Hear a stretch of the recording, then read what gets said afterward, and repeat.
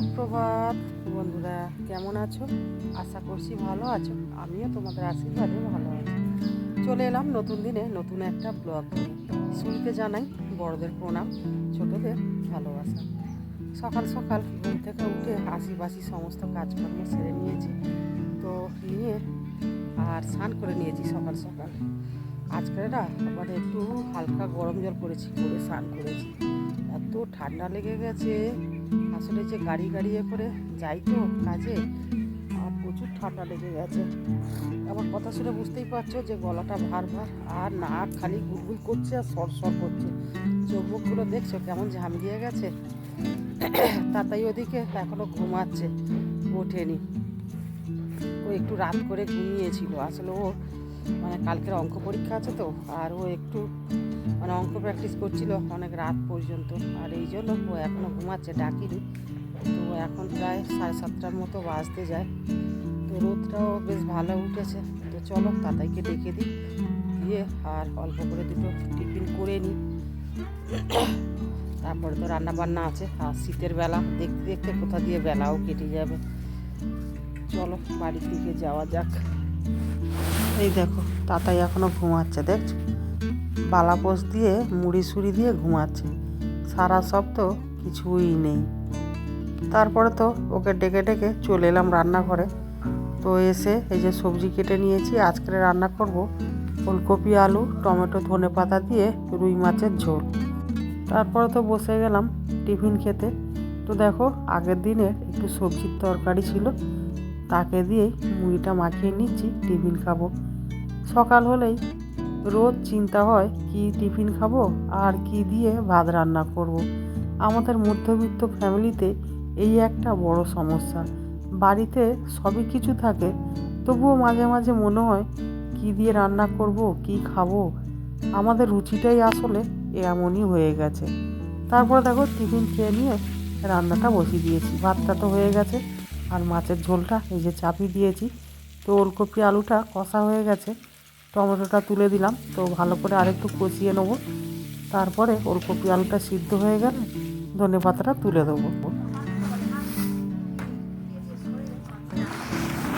তো দেখো তো সে যে নিজে থেকে শিখবে বলছে, এটাই তো সব থেকে ভালো।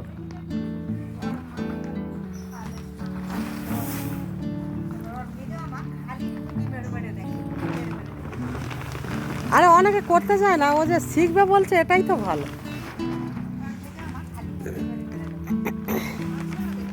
এই ধানটা কি আজকের না? এটা তো কালকের মনে হয়, পরশু দিনের। আজকের সিদ্ধ করছিল না? ও আচ্ছা, সে পাশে দিয়েছ। এ তো এখনো যা রস আছে মনে হয় এখনো কাল দিনটা যাবে।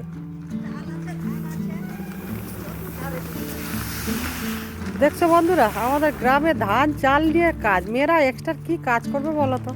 আবার ধান কাটা চলছে সব।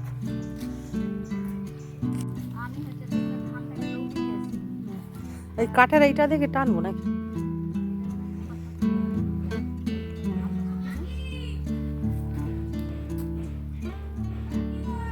আমায় ডাকছেন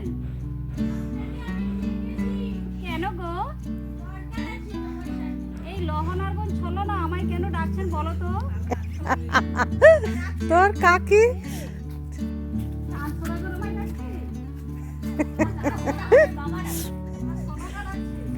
চাঁদ সদাগরের বাবা নাকি ডাকছে, চিন্তা করো।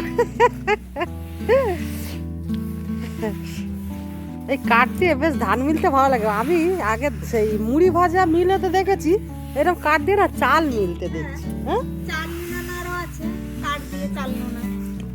কাঠ দিয়ে চাল নুনা, ওই নাড়া আমি দেখিনি।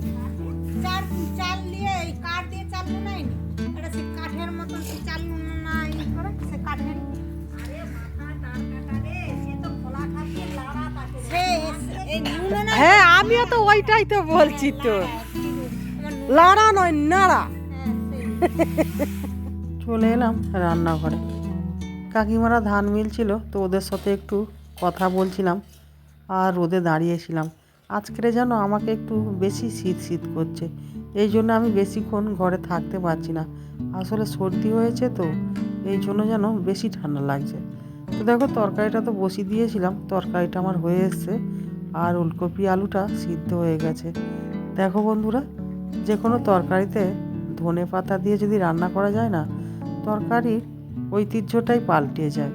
ধনে পাতার এমন একটা সেন্ট তরকারিতে দিলে না তার স্বাদ আলাদা হয়। তো তরকারিটা আমি যে করেছি মানে তোমাদের বলে বোঝাতে পারবো না।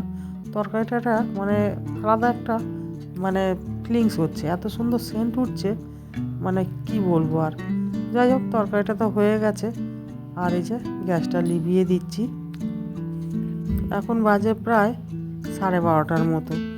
আর তাতায়ের তো আজকের স্কুল পড়া কিছুই নেই, রবিবার। তাতাই তো বকবক খুশি, ঘুম থেকে উঠে তারপরে ঘুগনি মুড়ি খেয়ে চলে গেছে খেলতে। এদিকে যে জল ছাড়ার টাইম হয়ে গেছে, তাতায়ের এখনও পাত্তা নেই। তো চলো, তরকারিটা হয়ে গেছে, দেখি তাতাইকে ডেকে আনি। তো এবারে খাওয়া দাওয়াটা করে নেবো। বন্ধুরা, ছোট ছোট থাবলো বিম গাছে কেমন বিম ধরেছে দেখো। আমাদের গ্রামের দিকে এই গাছটাকে বলে থাবলো বিম গাছ। দেখছো কত ছোট্ট ছোট্ট সব বিম ধরেছে। 3-4 ছান করে হয়, তারপর আর হয় না। কিন্তু যখন হয় না ভালো হয়, খুব সুন্দর হয় জানো তো। দেখো এখন ওই দেখো গাঁঠে গাঁঠে ফুল ধরে আছে। দেখো প্রত্যেকটা এতে মোটামুটি ফুল ধরেছে। দেখো, দেখছো বেশ ভালো লাগে। আর এই পাশে দেখো ওলকপি হয়েছে, দেখো কত সুন্দর। দেখো খাওয়ার থেকে না দেখতে ভালো লাগে বেশি। ওই দেখো ছোট্ট মতো হয়ে আছে। এই একটা গাছে দেখো বিম করাই ধরেছে কেমন। এই একটা গাছে কি মজা লাগে দেখতে, আমার তো বেশ ভালো লাগে।